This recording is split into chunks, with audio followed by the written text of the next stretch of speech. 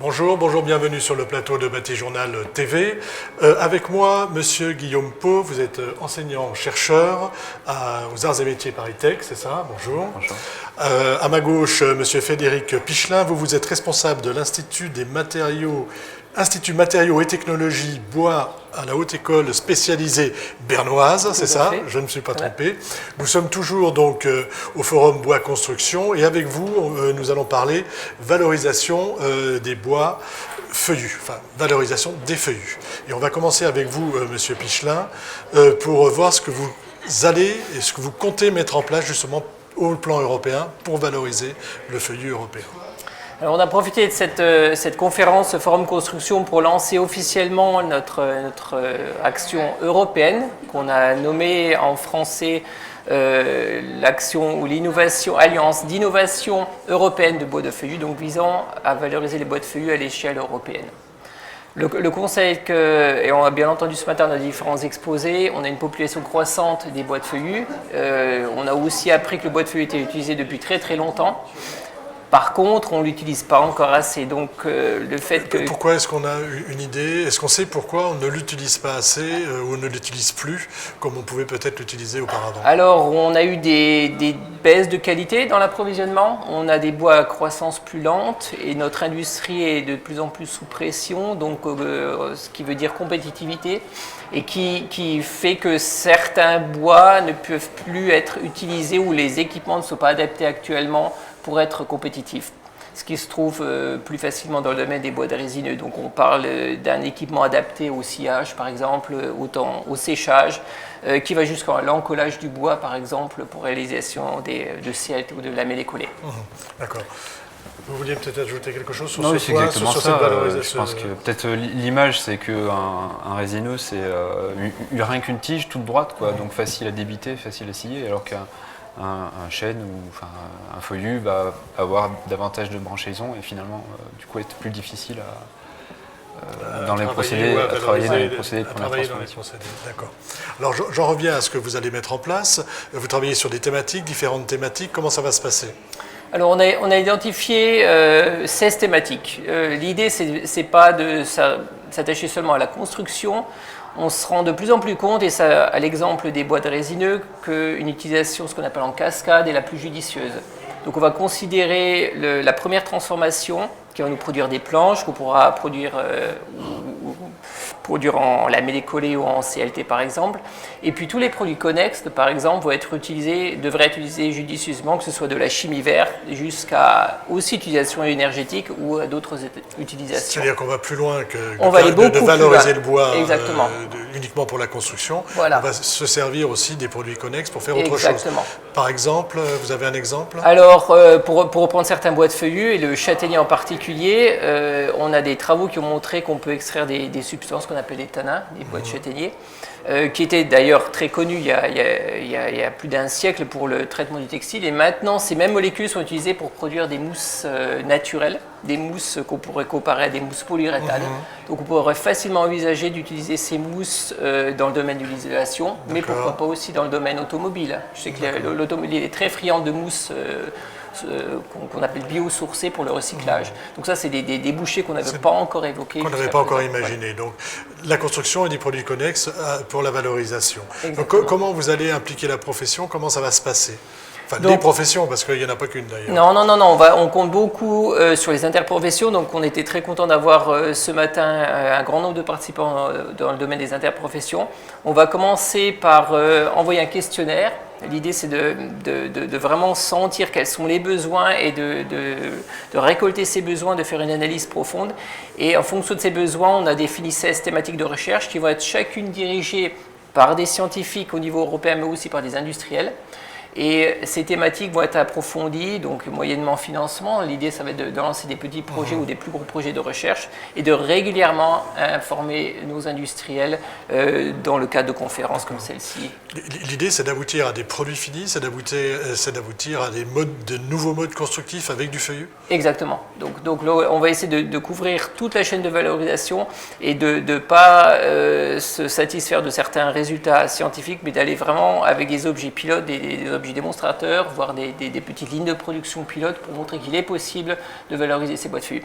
On a eu un bel exemple en Allemagne, la société Pohlmeier qui a décidé d'investir dans du lamellé-collé à base de hêtre. Pour moi, c'est un bel exemple. C'est trouver aussi l'entrepreneur qui va prendre des risques, qui va se lancer, bien qu'il subisse peut-être encore beaucoup de critiques, ça on le connaît quand on commence à investir et un petit peu à sortir d'un marché bien connu. Et c'est un peu ce qu'on voudrait encourager à une dimension européenne. D'accord. Alors je me tourne vers vous, Monsieur Guillaume Pau. Vous vous intéressez au chêne. Et donc, ce que vous souhaitez, c'est le valoriser à la fois dans sa matière, dans la manière dont on peut le travailler, mais aussi au plan économique. Donc, vous travaillez sur quel type de sujet à propos du chêne? Alors, l'idée, justement, c'est que on a une ressource en chêne, enfin en feuillus en général, et puis en chêne en particulier. C'est sur la région Bourgogne-Franche-Comté, c'est ça? Oui. Rien qu'en région Bourgogne-Franche-Comté, il y a 75 millions de mètres cubes de ressources disponibles en chêne de qualité dite secondaire, c'est-à-dire des qualités qui ne peuvent pas être valorisées pour les usages menuiserie ou parquet, enfin Là où on ne veut pas de nœuds en gros. Voilà, là où il y a la meilleure qualité. Uniquement ce bois est utilisé là pour des usages plutôt bois énergie. Et donc l'idée c'est qu'en fait ce bois, si on teste vraiment ses propriétés mécaniques, la plupart du temps, il est en fait suffisamment résistant pour pouvoir être utilisé en construction. Donc si toute cette ressource-là en feuillus de qualité secondaire, on arrive à en prélever au moins une certaine partie pour des usages constructifs, on va gagner beaucoup, vraiment beaucoup en valeur ajoutée par rapport à du bois qui est brûlé, quoi. Par exemple, est-ce que vous pouvez me donner un exemple, un gap économique qu'on peut faire par rapport à un bois qui va être utilisé en bois énergie ou le même bois qui sera utilisé en construction? Oui, si on fait référence au prix du résineux, bon, j'ai peut-être pas les chiffres exacts, oui, mais c'est juste pour donner une fourchette, pour donner un ordre de grandeur. On va passer, mettons, en comptant large, de 50 à 250 euros du mètre cube. Donc c'est sûr. Une vraie valorisation. Alors le souci, si j'ai bien compris, c'est qu'aujourd'hui on ne sait pas trop finalement caractériser, valoriser, enfin connaître les caractéristiques de ce bois, c'est ça? Le problème, c'est que la plupart du temps, à l'heure actuelle, les bois utilisés en structure sont encore classés selon une méthode visuelle, c'est-à-dire qu'en fait, il y a une norme française qui existe, dans laquelle on a un tableau qui permet, selon la taille des nœuds qu'on peut voir sur n'importe quel type de bois, d'estimer, de prédire la résistance du bois considéré. Dans le cas des feuillus et du chêne en particulier, on va avoir facilement des nœuds assez gros, parce que, comme tout le monde peut le voir dans la forêt, les feuillus ont des grosses branches par rapport aux résineux. Et ce qui fait que ce bois-là est très facilement dévalorisé, et sur ces critères-là visuels, c'est sûr que le chêne de qualité secondaire, il n'a aucune chance. Mais pourtant, nous, on a fait des campagnes d'essai sur lesquelles du bois qui est pour l'instant rejeté et donc mis au feu, en fait, en termes de résistance mécanique, il est très très bon. Même si d'aspect visuel, il n'est pas forcément. Voilà. Il a des nœuds, il a l'air comme ça, suivant les critères habituels, utilisable en structure, et pour le coup, il le serait. Donc, qu'est-ce que vous allez mettre en place? Qu'est-ce qu'on essaie de mettre en place, justement? Parce que si on le teste, on est obligé de le casser, donc à un moment donné, il ne faut pas le casser pour pouvoir le placer. Comment, qu'est-ce qu'on va mettre en place? Qu'est-ce que vous cherchez, en fait? Donc, justement, à l'ENSAM, de ce point de vue-là, on travaille justement pour faire du contrôle non destructif, c'est-à-dire travailler sur des moyens de mesure et puis surtout sur l'exploitation de ces mesures-là pour pouvoir donc mieux prédire, estimer la résistance d'une pièce de bois, par exemple à partir d'une cartographie en 2 dimensions, c'est-à-dire qu'on va venir scanner nos planches. Un exemple typique, c'est des scanners à rayons X, donc un peu comme une radiographie chez les médecins. On va pouvoir voir du coup ce qui se passe à l'intérieur de la planche, la présence de nœuds, etc. Et à partir d'une vraie cartographie en 2 dimensions dans l'épaisseur de la planche, on va pouvoir après, sur la base de modèles mécaniques, arriver à prédire, ou en tout cas à prédire mieux que simplement le classement visuel. Qu'est-ce qui va se passer quand la planche va être sollicitée? En gros, vous allez chercher à caractériser, c'est pas une norme, c'est pas une... Comment on peut appeler ça? C'est un modèle... Alors ça, c'est normé, normalisé aussi. Il y a une norme pour le classement visuel et une norme pour le classement par machine, si vous voulez. Donc de toute manière, le principe, c'est que la machine, elle va donner une valeur qu'elle estime. Et puis après, il y a quand même au niveau européen des normes qui feront que... Enfin, il y a un certain, c'est un peu technique, un certain pourcentage qui est accepté, mais voilà, la machine elle donne une valeur. La machine elle donne une valeur, et puis après on a le... Ça, c'est typiquement le genre de projet qui vous intéresse? Exactement, tout à fait. Donc l'idée, c'est de ne pas répéter de tels travaux dans un autre pays. Et j'imagine que vos travaux, c'est dans le cadre d'une thèse ou qu'il y aura des publications. Donc c'est au moins pouvoir profiter de ces résultats. C'est clair pour nous, il y aura peut-être des données qui seront protégées par des brevets qu'on pourra pas transformer, mais c'est de profiter un maximum et d'avoir des synergies entre laboratoires et aussi entre entrepreneurs. D'accord. Alors vous avez un deuxième axe de travail, je crois. Est-ce que là, ça concerne aussi le feuillu ou est-ce que ça concerne tous les types de bois et c'est sur le déroulage, c'est ça? Oui, en fait, notre équipe de recherche, c'est matériaux et usinage bois, donc on travaille sur la caractérisation du matériau et puis aussi sur l'usinage du bois. Et dans l'usinage du bois, on est, c'est vrai, très spécialisé sur le déroulage, mais aussi un peu sur le fraisage, donc, qui va permettre de faire des produits connexes pour la pâte à papier. Donc ça rejoint exactement notre domaine. On est aussi sur ce secteur, on est dans un autre monde, on n'est pas dans le monde de la construction, mais c'est le même type de... Après, les produits issus du déroulage, ça va être des plaquages qui vont pouvoir être utilisés pour faire des produits utilisés en construction, comme du contrôle plaqué ou du LVL.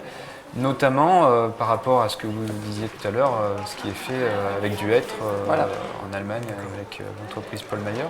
Mais du contreplaqué de hêtre, on en fait aussi en France. On a aussi des partenariats avec des entreprises de contreplaqué.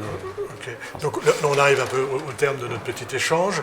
Une petite conclusion sur cette valorisation du feuillu européen. On travaille sur le chêne aujourd'hui. Vous avez d'autres programmes sur le hêtre ou sur le frêne ou autre? Ou est-ce que ce travail que vous allez faire permettra aussi de servir les autres essences? Alors, de toute manière, les moyens qu'on développe pour faire de la caractérisation, du contrôle destructif, on l'a développé dans le cadre d'un projet ANR CLABEB qui vient de se terminer, Agence nationale pour la recherche, si je ne me trompe pas. Donc un financement national dans lequel on a étudié plusieurs essences. L'épicéa, le Douglas et le chêne. Et puis là, récemment, on a davantage travaillé avec la région Bourgogne-Franche-Comté, spécifiquement sur le chêne, vu la ressource. Mais après, ça reste du contrôle qui peut... Chaque essence a ses spécificités, donc il faut jouer un peu sur les boutons, faire varier les paramètres. Mais c'est un effort d'ensemble qui pourrait très bien marcher au niveau européen. C'est sûr, s'adapter sur d'autres essences, d'autres régions, etc. Donc une petite conclusion sur cette nécessaire valorisation des feuillus. Est-ce que vous attendez, en combien de temps tout ce processus va se mettre en place? Notre programme est axé sur 10 ans. Connaissant le milieu de la recherche, je sais que ça ne va pas aller si vite, mais on peut espérer d'ici 3-4 ans pouvoir informer nos partenaires industriels. Et je suis actuellement certains projets spécifiques dédiés à la valorisation, que ce soit du bois de frêne, de hêtre. Je peux m'imaginer qu'on aura déjà des solutions industrielles d'ici 3-4 ans. Un petit exemple, vous avez une idée de alors des nouveaux, ce qu'on pourra avoir donc en termes d'innovation? Du lamé décollé de frêne, de hêtre. Pour donner un exemple concret, nous travaillons avec des fournisseurs d'adhésifs qui adaptent tout leur système de collage et leur formulation de collage pour les bois de feuillus. Donc on en est près d'une normalisation, même c'est une certification de ces systèmes. Et si l'Allemagne suit ça de près, donc on peut se dire que la normalisation est très proche. Donc ça, c'est des exemples très convaincants. Écoutez, messieurs, merci. Merci beaucoup d'avoir participé donc, à ce petit débat Bâti Journal TV sur la valorisation des feuillus européens. Merci. Merci.